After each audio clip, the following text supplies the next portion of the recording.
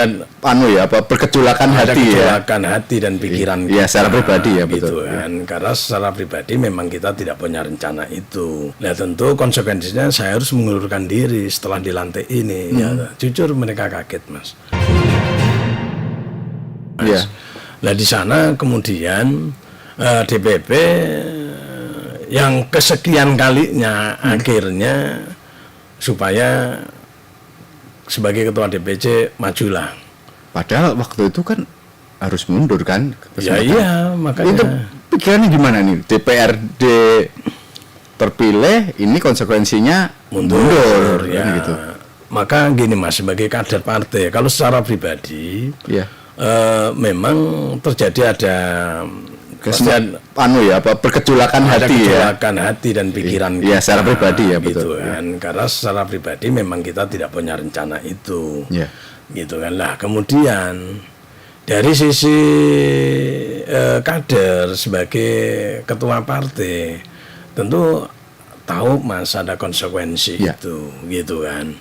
Maka dalam renungan dan evaluasi bahkan dari spiritual saya, apapun perencanaan saya dengan rencana yang sudah kami rencanakan sebagai manusia, ternyata mas rencana itu kalah dengan rencananya Tuhan. Betul. Melalui apa? Satu, melalui keputusan MK.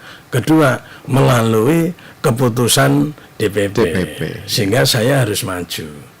Tapi ini rencana Tuhan mas, bukan rencana saya. Maka saya meyakini bahwa ini sebagai rencana Tuhan, maka saya berani meminang Mas Ardi gitu. Dan artinya, dan beliau sendiri juga tidak punya rencana gitu. Tapi saya memberikan alasan ini mas. Jadi saya sebagai kader partai, sebagai ketua DPC harus mempertanggungjawabkan apa yang menjadi keputusan partai, dan saya meyakini bahwa ini bukan rencana manusia. Cara meyakinkan keluarga ini kan tentu juga berkaitan dengan itu. Iya, termasuk dadakan mas. Iya. Saya bicara menyampaikan hal ini bahwa saya akan maju itu waktu saya hari Kamis tanggal 26 pagi jam 9.30. Hari Kamis tanggal 29 Agustus mas, menjelang saya mau dilantik. Itu perjalanan dari rumah ke kantor DPRD. Saya sampaikan ke keluarga dan istri saya nyampaikan hari ini pagi ini jam 10 mas akan dilantik, dan nanti sore saya akan mendaftarkan diri, diusung oleh Partai PD Perjuangan, oleh Partai Gelora, oleh Partai Buruh, diberikan amanah untuk mendaftarkan diri sebagai bakal calon wali kota dan wakil wali kota, yang mendampingi adalah Bang Ardi Slamet Luhut. Nah tentu konsekuensinya saya harus mengundurkan diri setelah dilantik ini. Jujur mereka kaget mas. Dengan kagetannya itu, tetapi kan dari awal mereka ini, istri saya memang udah mengetahui konsekuensinya sebagai kader, sebagai seorang organisator.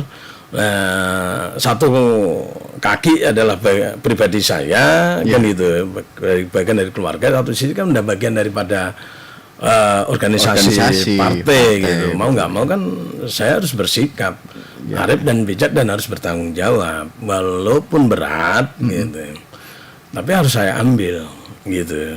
Dan mudah-mudahan keputusan saya ini menjadi pertanggungjawaban jawab kita sebagai seorang organisator, sebagai partai politik yang akan menyuguhkan, akan memberikan demokrasi pilkada di Kota Batam ini yang menjadi baik, menjadi hidup, menjadi pilihannya masyarakat Kota Batam, sehingga pesta demokrasi dan pilkada demokrasi yang akan berlangsung ini mampu bisa mencerdaskan semua pihak. Dari sisi tadi sebagai kepala rumah tangga, kan berbeda ketika menjabat sebagai anggota DPRD. Kalaupun nanti misalnya jadi wali kota, tentu waktu untuk keluarga kan semakin banyak. Saya dengar ada rencana-rencana lain dengan keluarga sebenarnya. Betul mas, kan waktu saya menjadi ketua DPRD, waktu saya sebenarnya udah banyak ya untuk kepentingan publik gitu. Saya termasuk orang yang jarang dengan keluarga mas. Lah maka kemudian waktu saya terpilih kembali di Pileg 2024 itu yang dalam periode 2029, saya kan kalau nanti dilantik terus paling kan saya jadi anggota atau wakil ya kan. Dan itu banyak ruang lah, mungkin itulah yang udah kami rencanakan. Saya janjikan saya akan sedikit lebih banyak dengan keluarga. Dan mereka happy dan mereka senang gitu, anak-anak saya juga happy sekali. Nah, tetapi ternyata ya Tuhan punya rencana lain ya, melalui keputusan MK itu.